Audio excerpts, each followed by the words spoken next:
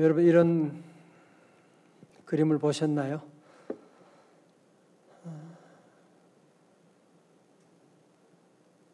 이런 그림을 보셨나요?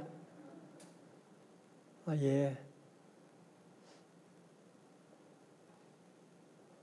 한쪽에 사람은 이렇게 엎드려져 있고 그 위에 뚱뚱한 두 사람이 지금 올라타고 앉아 있는 이런 그림인데요. 이것이 이제 18세기 프랑스의 그 당시의 사회를 묘사하고 있는 아주 단적인 그림이기도 합니다.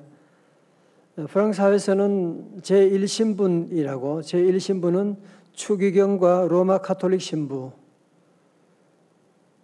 제2신분은 귀족들, 그리고 제3신분은 시민과 농민, 노동자들.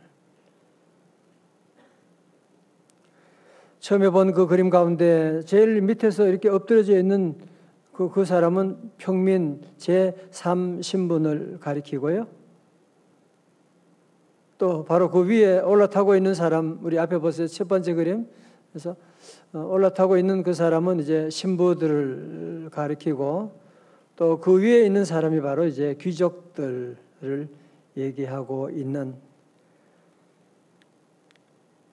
그래서 이 당시 프랑스의 인구의 90%를 차지하고 있는 이 평민들, 농민들, 시민들, 이런 사람들은 과도한 세금을 내고, 귀족들은 그 당시 세금도 안 냈어요. 세금도 안 내고 이런 시민들만 세금 내고, 그리고 귀족들과 신부들은 사치와 향락에 빠져가지고, 그러니까 이 평민들은 그 세금 부담하고 그 모든 것들을 부담하느라고 정말 점점 불만이 깊어만 가고 있었습니다. 자, 그래서 그 당시에 그림 가운데도 하나 보게 되면 이런 그 잘못된 사회 구조가 있는 그 구제도의 모순이라고 하는 그 사회 구조, 우리 세 번째 그림 한번 보여주세요. 그래서 이런 그 사회 구조의 모순을 가지고 그걸 가지고 앙시엠 레짐이라고 그렇게 말하지요. 그래서 이는 사실은 인구 2%밖에 안 되는 그 귀족과 신부들이 결국은 나라의 전체 98% 사람들이 희생을 통해서 자기들이 부를 누리고 살았던 그런 때였습니다. 이때 마침 1775년 아메리카 대륙에서 영국을 상대로 미국의 독립전쟁이 터지게 되었거든요. 프랑스하고 영국은 관계가 안 좋았거든요. 그래서 이들은 미국을 도와주는 거예요. 미국을 지원하게 되는 거예요. 그래서 미국의 독립을 지지해 주기 위해서 막대한 지출을 감행하게 되었는데, 이 지출로 말미암아 프랑스의 재정이 휘청거리게 되고, 또 그러니까 돈이 부족하니까 이 재정을 메꾸려고 또 누구 잡아야 돼요? 제3신분, 평민들, 노동자들, 그 사람들을 잡아야 되고 그 사람들에게 더 과도한 세금을 더 내라고. 결국 루이 16세에 이르러서 제3신분을 중심으로 불만이 극도에 달하고, 여러분 프랑스에 가보신 분 계시지만 그 베르사유 궁전이 얼마나 화려하게, 한번 가보십시다. 베르사유 신분이 이거보다 더 대단하고, 여러분 그 안에 가면 그 곳곳마다 그 정말 황금으로 만들어져 있는 그런 궁전이 있고, 밤마다 거기에 모여가지고 퍼부어 마시고 음란과 그런 방탕함에 극치를 이루고 있는 그들, 나라가 어렵지만 저들은 점점 방탕하게 되고 재정이 어려운데도 불구하고 베르사유 궁전에서는 밤마다 무도회가 열리고 파티가 열렸던 것입니다. 당시 프랑스 재무장관이었던 샤를 알랭상드르 드 칼론 장관이 이 사정을 알아채고 명사회를 소집해서 귀족들과 성직자들, 특권 계층들에게도 세금을 부과하자. 그 얘기했다가 쫓겨나게 됩니다. 그래서 당장 쫓겨나게 되고, 그래서 특권 계층들이 그 안을 거부하게 됩니다. 만약에 그 당시에 귀족들과 성직자들, 특권 계층들이 조금만 양보했더라면 그런 프랑스 대유혈혁명이 나지 않았겠지요. 끝까지 거부하고, 그래서 여러분이 아시는 것처럼 3부 회의가 모이는 거예요. 제1신분, 제2신분 귀족들과 제3신분 평민들과 또 시민 부르주아 층에 있는 사람들이 함께 모여서 3부 회의를 열게 되었는데,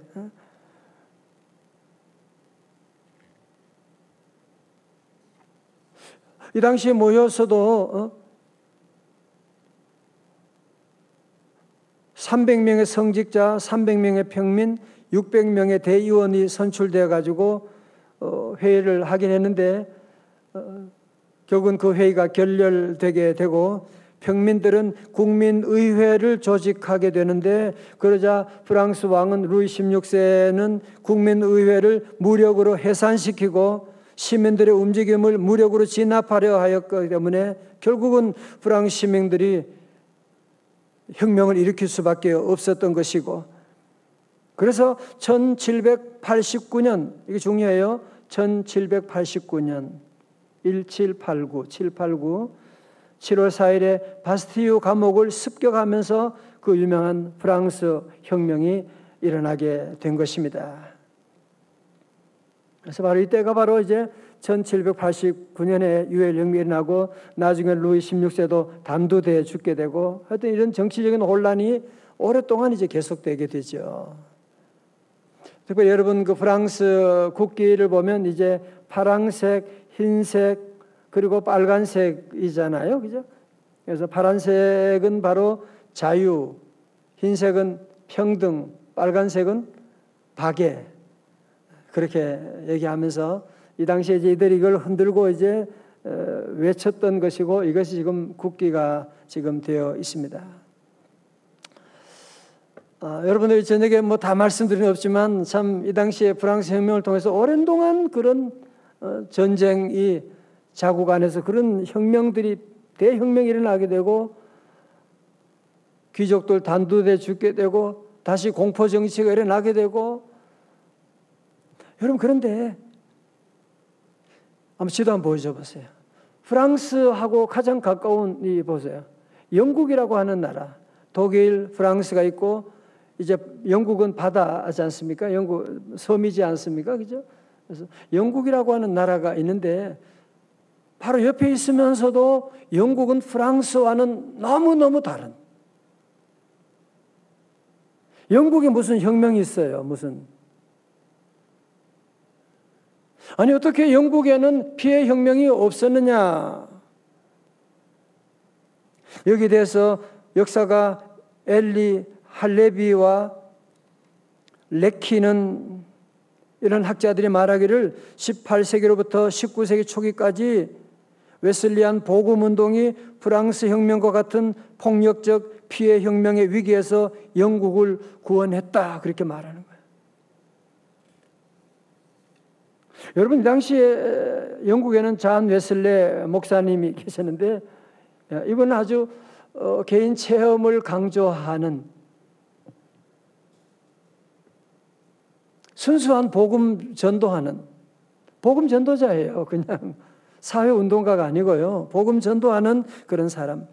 이런 한 영혼을 구원하는 것을 가장 목표 두고 전도하는 그런 사람이었는데, 여러분도 아시지만 복음을 전하다 보면 그 한 영혼을 교회 데려오는 것만 중요한 것이 아니라 그들이 당한 배가 고프다, 몸이 아프다, 어떻게 해야 돼요?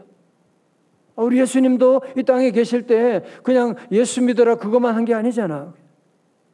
배고픈 사람은 떡을 먹여주시고 마신 주시고, 몸이 아픈 사람, 병든 사람 만나면 주님은 치료해 주시고, 마음에 상처가 있는 사람 주님은 위로해 주시고, 마찬가지로 웨슬레를 중심으로 한 영국의 복음 운동은 그 당시에 고통당하고 있는 죄악과 도덕적인 타락으로 인해 고통당하는 비참한 인간상에 직면한 이런 어려움을 보면서 복음만이 우리 인간을, 우리 민족을 구원할 수 있다고 확신하고, 그러면서 복음 전하는 가운데 당시의 관료 귀족 중심의 자본주의 경제체제, 그리고 부도덕한 경제윤리와 향락주의적인 자본가들의 죄악을 비판하고 회개를 촉구하기도 했고, 노예 폐지, 여러분 이 노예 폐지와 모든 것들은 기독교에서 다 시작한 거지 않습니까?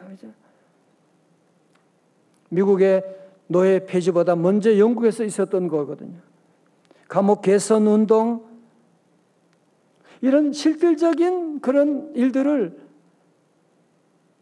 크리스천을 중심으로 이미 다 곳곳마다 지금 감옥을 개선하고 불평등을 해소하고, 특별히 이 당시에 산업화 이후에 버려진 아이들, 소외된 아이들, 소외된 사람들, 그래서 그 당시에는 과부들, 소외된 노동자들은 다 교회에 나오게 되는 거예요. 다 예수 믿고 교회 나와서 복음 안에 저들이 참다운 만족을 누리고 기쁨을 누리니까, 데모하고 뭐 그렇게 꼭 해야 되는 거 아니잖아, 그죠? 꼭 그렇게 할 필요가 없이 하나님의 은혜 가운데 저들이 참다운 자유함을 얻게 되니까. 그래서 역사가 할레비와 레키 같은 분들이 이제 우리 보여준 것처럼 영국에 왜 피해혁명이 없었느냐?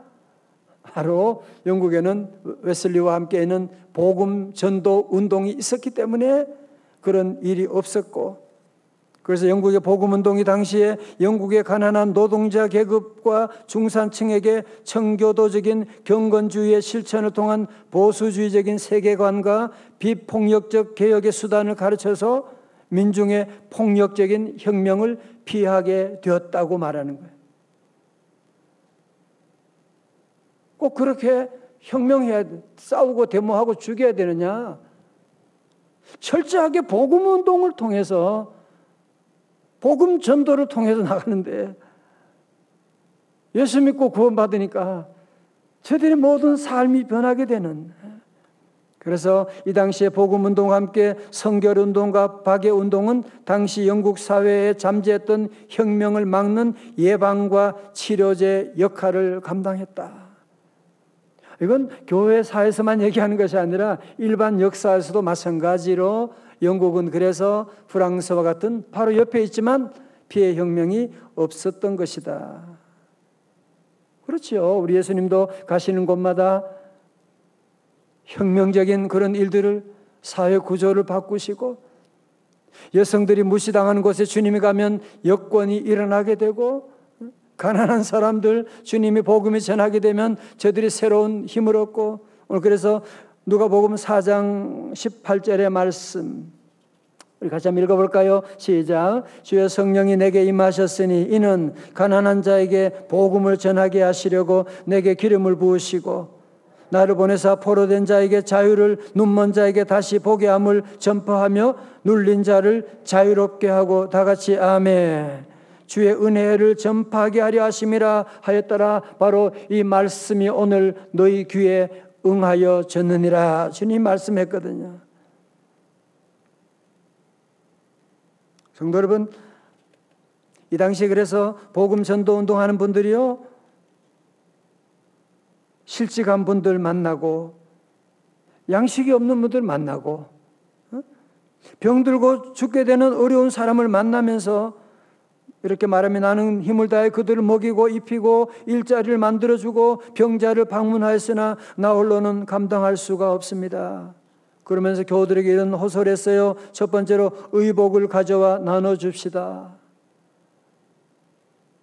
두 번째로 일주일에 1페니 또는 그 이상을 가난한 사람들과 병든 사람을 구원하기 위해서 나누어 줍시다. 그래서 옷도 다 모아서 나누어 주고, 또 그리고 1페니 이상 돈을, 헌금을 또 특별히 구제하기 위해서 모아가지고 그들에게 나눠주고. 우리 성도 여러분, 복음운동이라고 하는 것은, 전도운동하는 것은 무슨 교회를 크게 하고 그런 차원이 아니에요. 예수 믿으면 구원받게 되잖아요. 예수의 복음이 들어가게 되면 교회만 나오는 게 아니잖아. 생각이 바뀌어지잖아. 아내를 사랑하게 되고, 내가 그동안 왜 그렇게 싸웠지? 귀한 천사를 만났는데 자녀들을 사랑하게 되고, 회사에 가면 직원들 한 사람 한 사람 귀하게 생각하고 갑질 안 하고.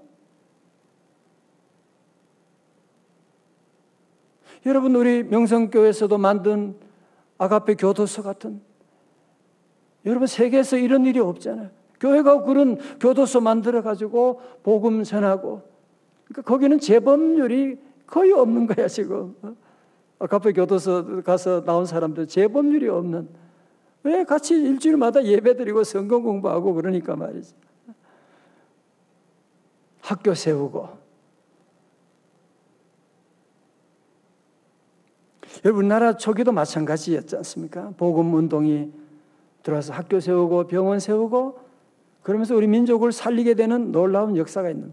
여러분, 이것을 한자로 이렇게 한번 표현하면 좋겠어요. 한자로 한번 표현한다면, 여러분, 내연과 외연. 내연이라고 하는 것은 내 안에 내적으로 타오르게 되는, 연소하게. 그러면 내 안에서 내연하게 되면 당연히 어떻게 돼요? 밖으로 외연하게 되는, 밖으로 드러날 수밖에 없는 거죠.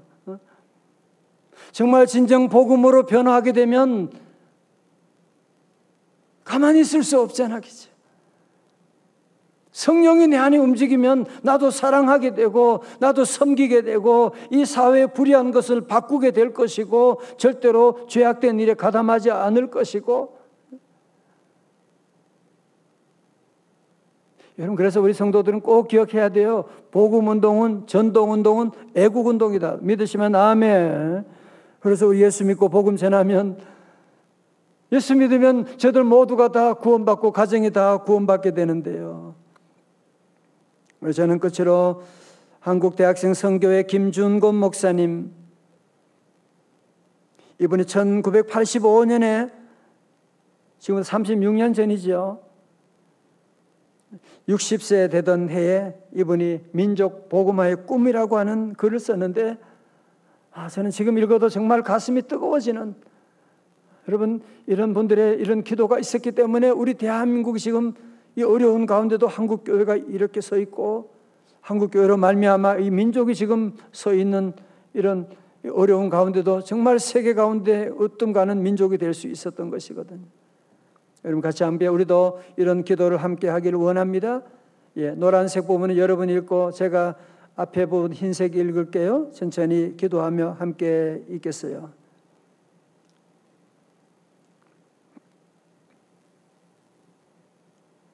어머니처럼 하나밖에 없는 내 조국, 이 민족 마음마다, 가정마다, 교회와 사회의 구석구석,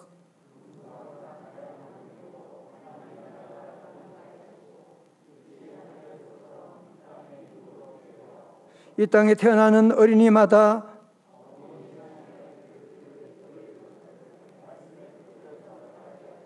집집마다 이 집의 주인은 예수님이라고 고백하는 민족,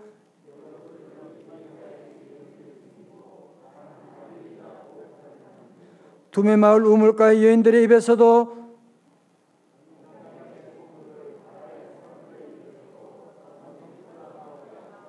각급 학교 교실에서 성경이 필수 과목처럼 배워지고 국회나 각 정부 회의가 모일 때에도 주의 먼 뜻을 먼저 물어지게 하시고,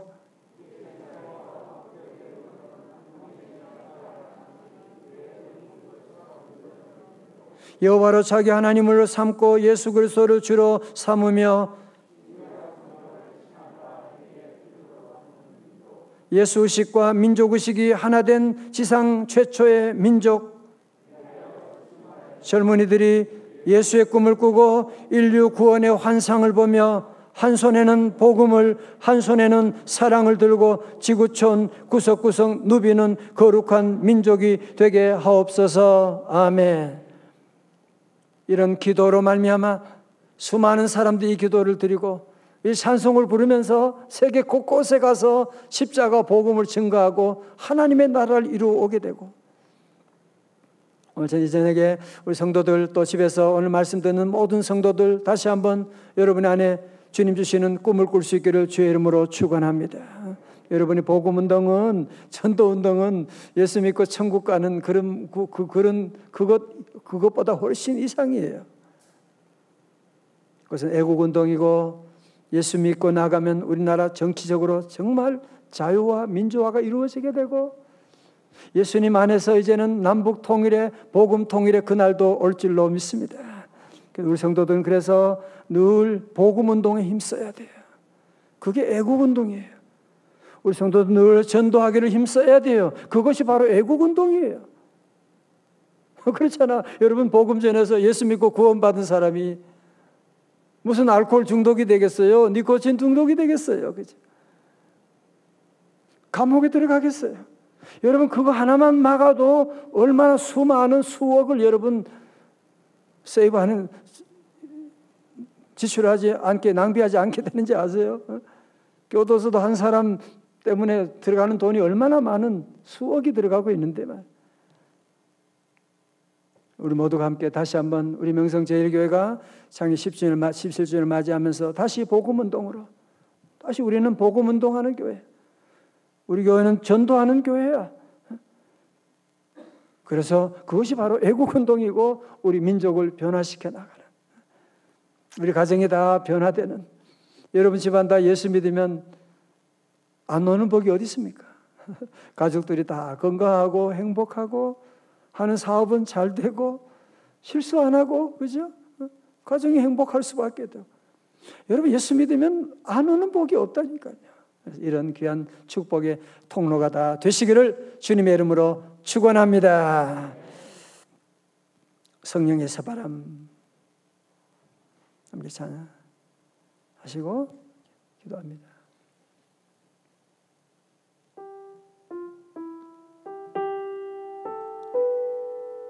성령의 새바람 이 땅에 불어옵소서. 주의 영구 생기로 우리를 다시 살리사 이 땅에 하나님 영광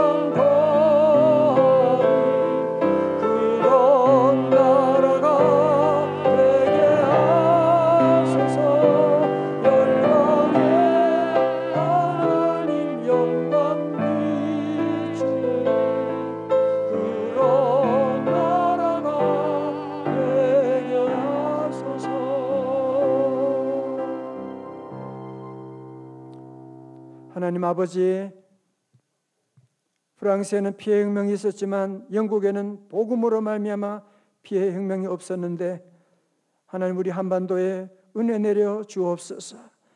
우리 다시 한국교회가 다시 일어나게 하시고 복음운동, 전도운동을 통하여 이 땅에 다시는 전쟁이 없게 하여 주시옵시고, 다시 한번 이 땅에 하나님 우리 민족의 기운이 다시 일어나게 하여 주시고, 복음의 말과 복음으로 남과 북이 통일되어 세계 열방을 섬기는, 세계 나라마다 주님의 영광의 빛을 비추는 귀한 우리 민족 될 수 있도록 주여 은혜 내려 주시옵시고, 학교마다 하나님 말씀을 공부하게 하시고, 정부에서도 법원에서도 국회에서도 하나님 말씀이 십계명이 기준이 되게 하여 주시옵시고, 하나님 성령님이 이 땅을 덮어주셔서 더 이상 악한 영의 세력들, 음란과 분열이 하나님 공산주의 세력이 땅에 발붙이지 못하도록 주여 하나님 우리 대한민국을 굽어 살펴주시고, 오늘도 다니엘 우리 함께 예배하는 우리 어린 자녀들의 마음속에 성령 안에서 새로운 꿈을 꾸게 하여